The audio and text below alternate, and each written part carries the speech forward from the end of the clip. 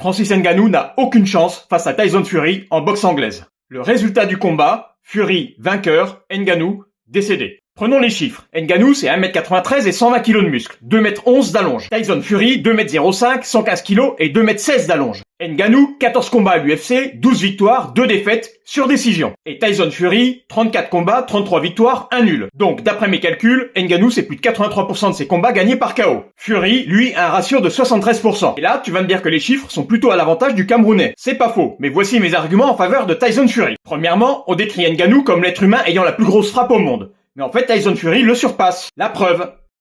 Cette machine mesure la puissance de l'impact. Et lors de cette frappe, le Predator a marqué 941 points.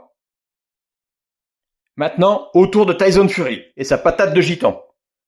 Il frappe dans la machine, et ça monte, et ça grimpe jusqu'à 993. Et n'oublions pas qu'ils porteront des gants de boxe. Deuxième argument. Fury a failli manger ses morts face à Deontay Wilder, le plus gros puncher de l'histoire. Mais il s'est relevé.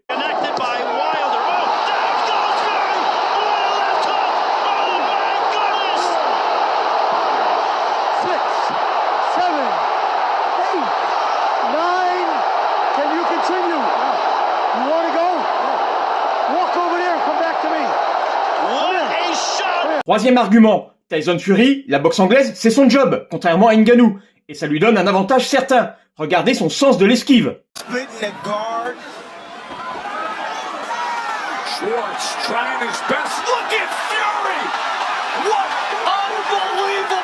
Quatrième argument, regarde la différence de réflexe qu'il y a entre un boxeur et un combattant MMA. C'est pas un fossé qu'il y a entre les deux, c'est la faille de San Andreas. Et enfin, pour terminer, la cote de Fury au niveau des paris sportifs est de 1.10, ce qui signifie qu'il a une probabilité de gain implicite de 91%.